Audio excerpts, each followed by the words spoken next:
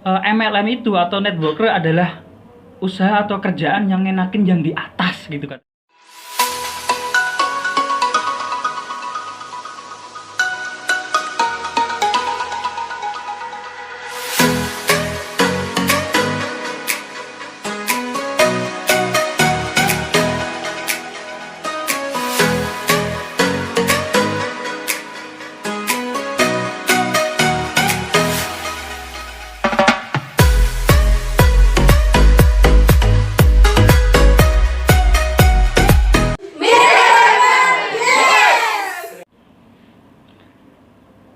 Ya, assalamualaikum warahmatullahi wabarakatuh.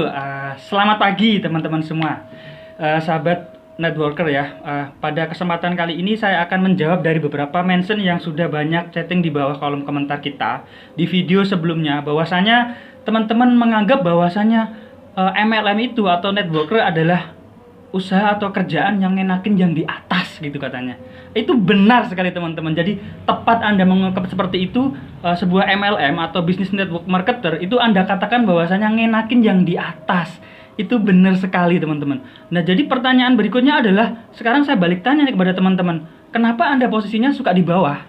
Nah, itu yang harus teman-teman patut untuk pelajari teman-teman. Kenapa mereka-mereka yang sukses di multi level bisa posisinya di atas, bisa income-nya pasif, nggak masif, nggak aktif. Nah, itu kenapa? Jadi teman-teman harus patut belajar dari mereka teman-teman. Jadi banyak orang-orang yang gagal, yang notabene itu tidak berhasil, suka pindah A, bisnis B, pindah C, dan mereka sering mengumpat, sering mengatakan sebuah statement bahwasanya ngenakin yang di atas. Itu benar sekali. Nah, saya ambil napas dulu. Nah, baik. Jadi gini teman-teman, kalau saya sebagai pribadi orang yang gagal di suatu network marketing, saya akan berpikir kenapa orang-orang itu posisinya ada di manager, ada di emerald, ada di apalah penyebutannya ya, yang istilahnya penghasilan mereka itu di atas orang rata-rata pada umumnya. Nah, jadi contoh seperti ini, kita buat scheme seperti ini. Contohnya Jombang nih ya. Kita hidup di Jombang, kalau kita bekerja konvensional menjadi sebuah karyawan, maka upah yang kita terima adalah senilai UMK di mana kita tinggal. Contoh kalau di Jombang 2,450 ya misalnya. Kalau kita di Surabaya sekitar 3,8 atau 3,6 juta. Itu adalah upah minimum kota di mana kita tinggal kalau kita bekerja. Itu kita kerja pagi pulang sore, liburnya pun 1 minggu 1 kali. Itu pun kalau nggak ada lembur wajib. Kalau teman-teman ada lembur wajib dari kabak atau kepala bagian, teman-teman nggak bisa libur.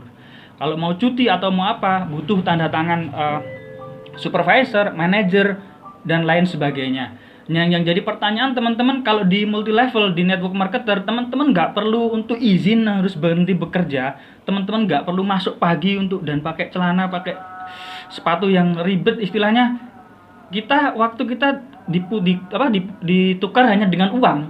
Kita tidak bisa contoh menghadiri kondangan, menghadiri rapat dengan RW mungkin, bersosialisasi ke lingkungan, atau menghadiri pernikahan saudara-saudara kita yang jauh mungkin nggak perlu memerlukan izin dari perusahaan.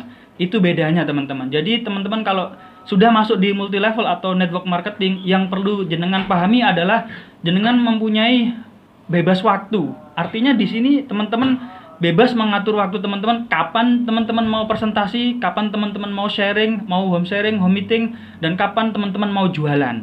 Nah, jadi intinya teman-teman di sini bebas. Diartikan bebas bukan bebas nggak ada penghasilan teman-teman ya.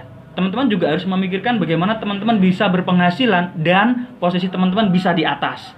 Nah, pastikan resepnya dari saya seperti ini teman-teman. Yang pertama adalah multi level yang Anda geluti atau network marketer yang Anda ikuti, satu mengandalkan yang namanya jualan.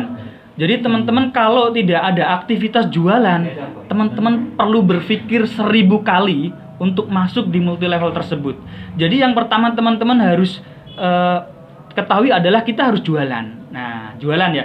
Ya kalau kita jualan tentu ada produknya. Nah, produknya ini masuk akal nggak kalau dijual di pasar? Nah, masuk akal dalam artian dari segi manfaat dan harganya berimbang atau enggak.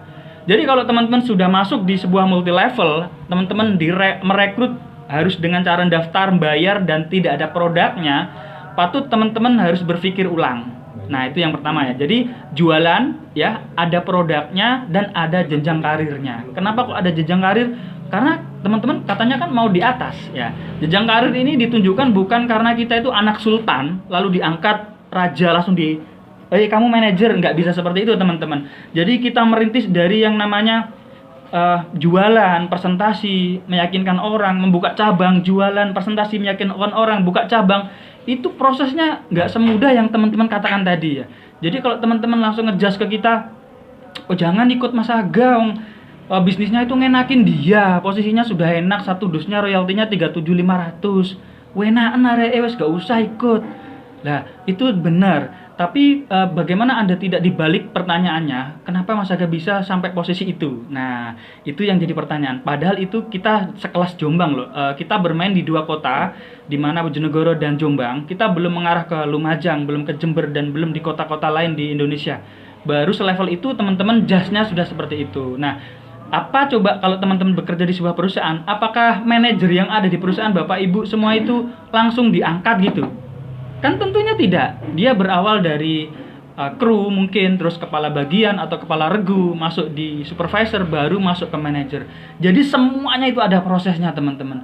Nah, penutup dari sebuah apa yang sampaikan tadi, bahwasanya kita bisa posisi di atas asal kita ada kerja keras dan selalu melibatkan Allah Subhanahu wa taala tentunya. Dan untuk di video berikutnya saya akan membahas bagaimana teman-teman mengejas di kolom komentar saya bahwasanya Milagros itu haram. Nah, lebih ngeri lagi itu. Milagros itu sistemnya haram. Akan saya bahas di video berikutnya, akan saya bedah dan saya kupas habis. Salam sukses dari saya. Assalamualaikum warahmatullahi wabarakatuh.